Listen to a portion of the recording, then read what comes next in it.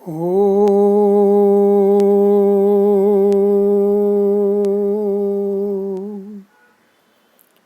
Namo Namah.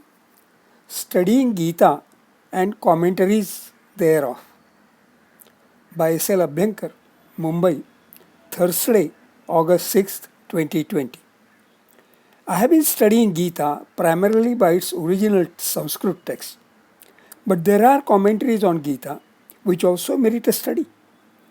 But the commentaries are so many that one has to make one's own selection of which commentaries to study. I would like to study commentaries by acclaimed and accomplished persons. Among such commentaries come to mind 1.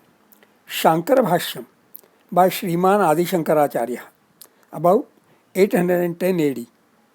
Sri Bhashyam by Sriman Ramanujacharya, 1017 to 1137. He lived for 120 years. भावार्थ दीपिका और Dnyaneshwari by Sant Jnaneshwar, 1290. And Sant Jnaneshwar lived for barely 22 years. Dasbodh by Sant Ramdas, 1608 to 1681.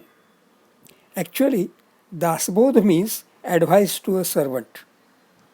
Gita is advice by Krishna to Arjuna. Both are advices. Gita Rahasya तथा कर्मयोग शास्त्र by Lokmanya Tilak, 1915. Essays on the Gita by Yogi Aurobindo, 1922. Booklets Anasakti Yoga, that is Yoga by Detachment, and Gita Bodha by Mahatma Gandhi, 1930. Gita Pravachane by Vinoba, 1932. He also composed Gita, an equal meter translation into Marathi. Gita as a philosophy of God realization by Gurudev Ranade of Nimbal, 1956. Gita as it is by A.C. Bhaktivedanta Swami, 1971. Gita Darshan Discourses by Osho.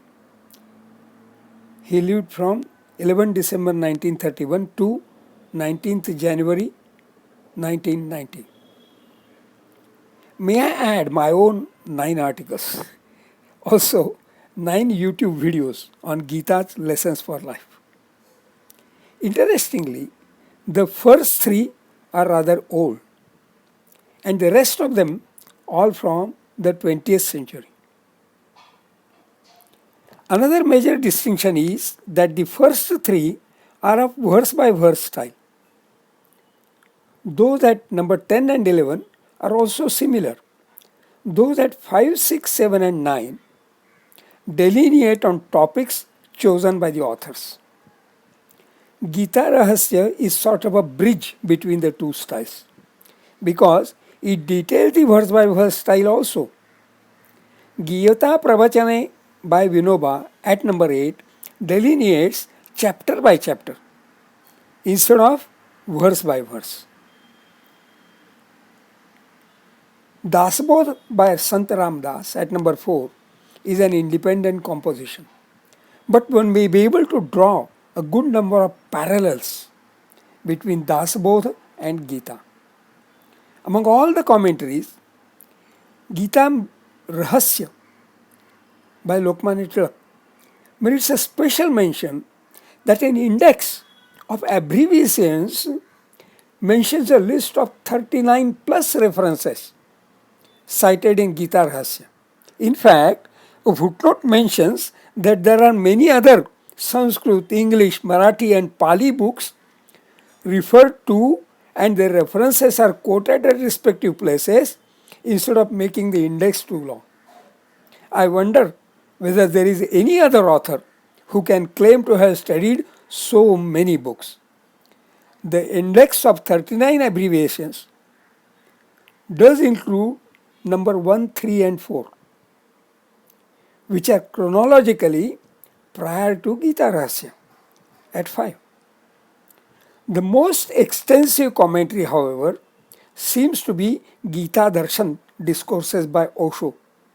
The book on 43 verses of chapter 3 alone runs into 351 pages.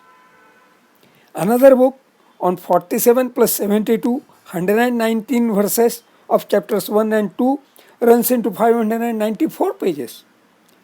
At an average of 5.5 pages per verse, Gita Darshan discourses may be making some 3,800 plus pages delineating on the 700 verses of Gita. The Bhavartha Deepika or Jnaneshwari by Sant Jnaneshwar is a poetic composition of some 9,000 plus verses for the 700 verses of Gita.